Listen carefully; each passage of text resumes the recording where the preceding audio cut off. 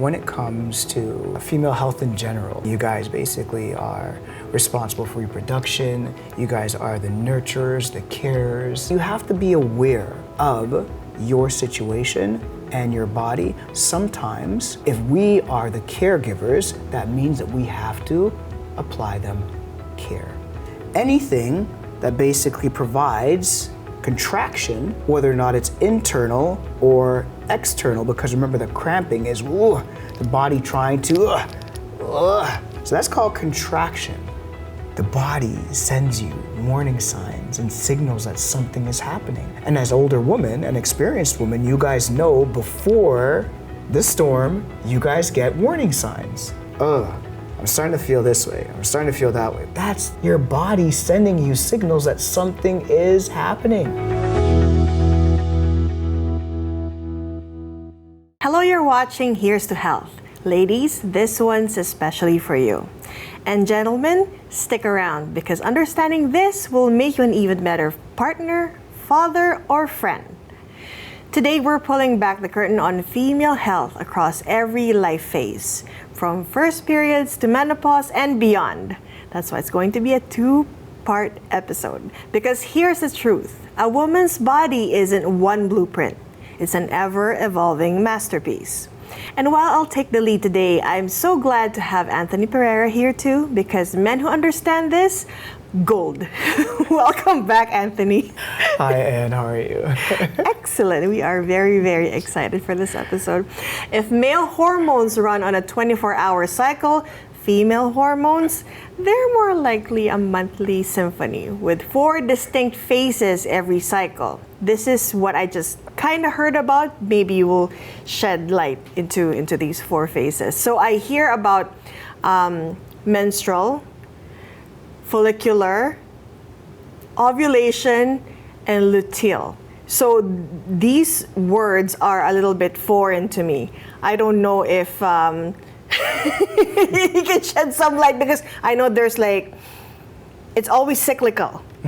Let's put it that way. But female health, where does it even begin and how do we navigate conversations around it? Okay, so I guess first of all, I just wanted to talk about, I think that when it comes to female health in general, you guys, of course, are the gems, right, of society.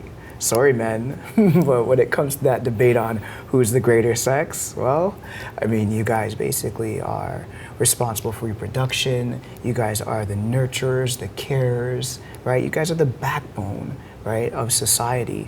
So I think that there needs to be a lot more awareness and understanding how you wonderful creatures work, right? And the thing is that basically what makes you guys so great and so profuse is, of course, your endocrine or your hormonal system. So I think that's what we want to focus on a little bit more so, as opposed to just the different stages of, of the reproductive cycle. And in order to really understand that, right? Well, you have to understand just women in general. And that's important for a person like me, not just because I have mothers and sisters, but of course I have an 8-year-old little princess that I'm raising. So this episode is very near and dear and special to my heart. Alyssa, this episode is dedicated to you, right? And again, like I said before, it's just really understanding, right, what makes you guys tick, which of course is your endocrine system. Right? So your endocrine system, right? Picture it like you're a symphony, a grand band, a grand symphony, right?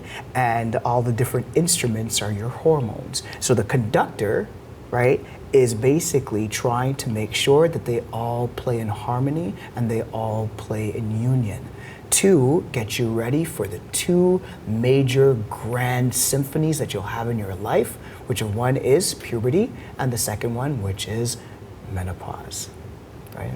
So how do we focus on making sure that throughout life we are taking care of those systems? It's a good thing we can start this conversation because if I remember correctly, puberty just shocked me, scared me. I ran to my mom and we didn't even know that, we should have had this conversation a little earlier Because right now I'm in panic mode. What do I do? Things are changing, things starting to hurt. And, I wasn't really sure that my mom also was able to figure out how to time that conversation with me. Right. So we're here to fix that. Right. And again, I just think it really comes down to awareness and just general awareness, right? It doesn't have to be like all of a sudden just a sit-down conversation about, let's talk about the birds and the bees. Let's talk about the reproductive system and the reproductive cycle. Of course, that could be a good fully entailed sentence, but again, it's leading actions work a lot better, especially with kids, right? And everyday actions, normalcy, consistency. Those are the keys to quote unquote success, right? So of course, taking care, right, of those comes in 3 very important phases. Of course, number 1, right, what you feed your body, right? How you support your body from a nutritional perspective. How are you fueling and feeding your body? Number 2, physical activity, motion. Motion is so very, very important. Yes, we all move, yes, we all do, but sometimes we gotta do so with a little bit more intent. And then of course, awareness, right? Knowing, understanding. Again, it's not just knowledge, but being mindful of, well, why am I eating this and why am I doing that? What's the benefits of it, right? So same thing with kids. Kids love to be encouraged, kids love to be empowered. When they do a great thing, hey, you did a good thing, hey? Hey, I know that you loved that green drink that you just had, but you want to know something great about it? Ooh, it had kale and spinach inside. And every single time that you eat something like that, you're gonna get stronger. Your skin's gonna clear up so you don't have like acne like your cousins, right? You're gonna get some natural energy, right? And basically, you get to eat less salads.